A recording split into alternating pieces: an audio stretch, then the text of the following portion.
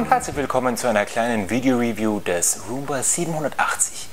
Das ist das heurige, nämlich 2011er Roomba Topmodell, der 780, und im folgenden Video erfahrt ihr erstens, wie man ihn auspackt, bzw. was alles in der Verpackung ist. Ich sage auch was dazu, was fehlt im Vergleich zum Vorgänger. Ihr seht einen kleinen Zweikampf mit dem Vorgängermodell, dem Roomba 581. Ihr könnt euch anschauen, wie gründlich der Roomba beim Reinigen ist und natürlich auch noch einige andere wissenswerten Daten und Fakten. Die komplette Review gibt es wie immer auf www.macmaniacs.at. Also viel Spaß mit dem Video. Eine kurze Auspackzeremonie. Schauen wir mal, was in der Verpackung ist. Leider nur 2 anstatt der 3 früheren Lighthouses, eine Infrarotfernbedienung anstatt der Funkfernbedienung, eine Dockingstation, 2 HEPA-Filter, Netzgerät und Kabel natürlich sowie der Roomba, Reinigungswerkzeuge und Ersatzbürsten. Ist also eigentlich alles dabei. Hier nun kurz zur Programmierung von Roomba. Man sieht schön das Touch-Display oder besser gesagt dieses Touch-Panel. Der Wochentag wird eingestellt, dann drückt man auf Clock. Man sollte auch die Taste finden, das blau beleuchtete sind die Tasten.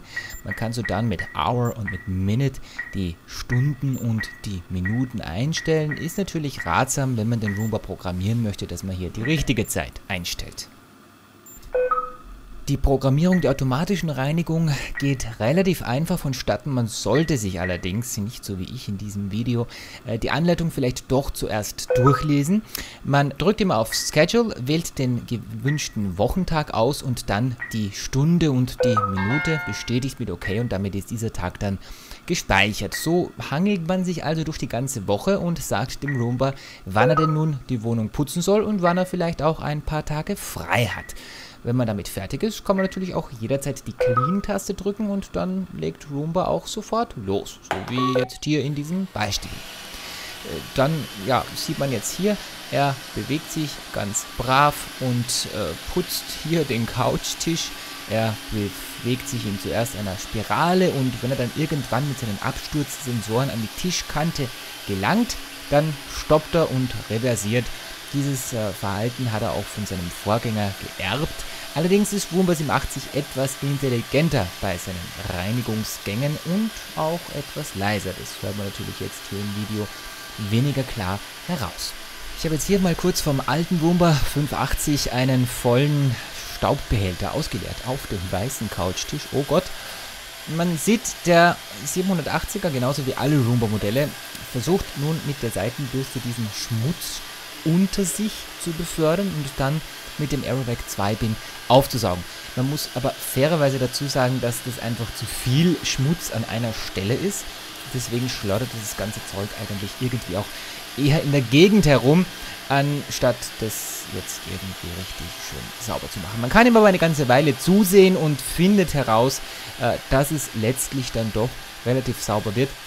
Man muss auch bedenken, normalerweise liegt ja auch nicht diese geballte Menge an Schmutz auf dem Fußboden herum, sondern ein ganz normaler Haushaltsschmutz, vielleicht mal ein Blatt, vielleicht mal ein bisschen mehr Staub, ein bisschen Mehl vom Backen, aber nicht diese geballte Menge. Also nicht abgeschreckt sein, er reinigt wirklich ziemlich gründlich und besser, als wenn man nur einmal in die Woche staubsaugt. Und nun möchten wir uns mal vom Reinigungsergebnis überzeugen. Man sieht auch hier ein bisschen Schmutz unter dem Roomba und das ist dieses viel gerühmte Aerovac 2-Bin.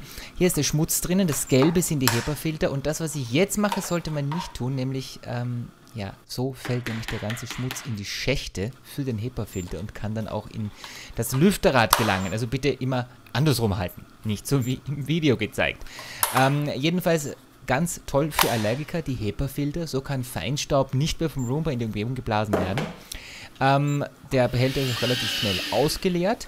Das sollte im Normalfall auch schon die Hauptwartung sein, die Roomba alle 2, 3, 4 Tage erfahren sollte. Hier also die vordere Rolle. Man sieht schön die Absturzsensoren. Roomba 780 hat zusätzlich also besser gesagt im Vergleich zum Vorgänger auch hinten, jetzt auf Höhe dieser Bürste, die ich demontiert habe, noch 2 zusätzliche Absturzsensoren, damit er im Rückwärtsgang nirgendwo runterplumpst.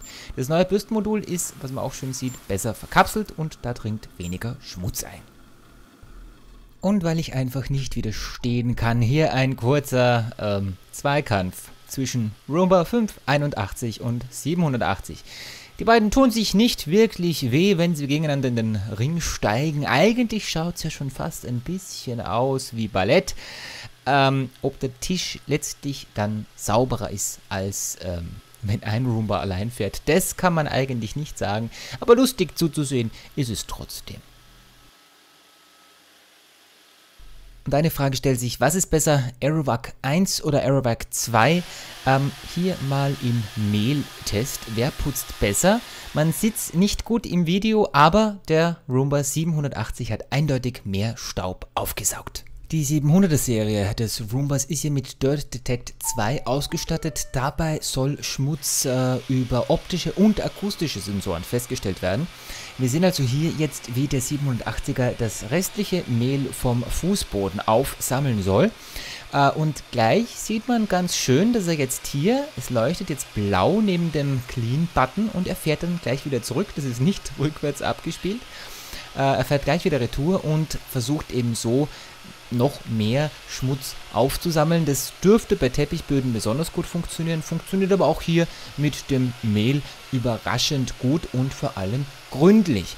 Scheint also gut zu funktionieren, das Dirt Detect 2 und auch der Aerovac 2 Bin, der nicht mehr über eine separate Gummilippe, sondern direkt in den Schmutzbehälter einsaugt durch die HEPA-Filter, scheint sehr gut zu funktionieren. Also an dieser Stelle für mich ein bisschen überraschend, rein konstruktionsbedingt, aber beide Daumen hoch, tolle Reinigungsleistung vom Roomba 780.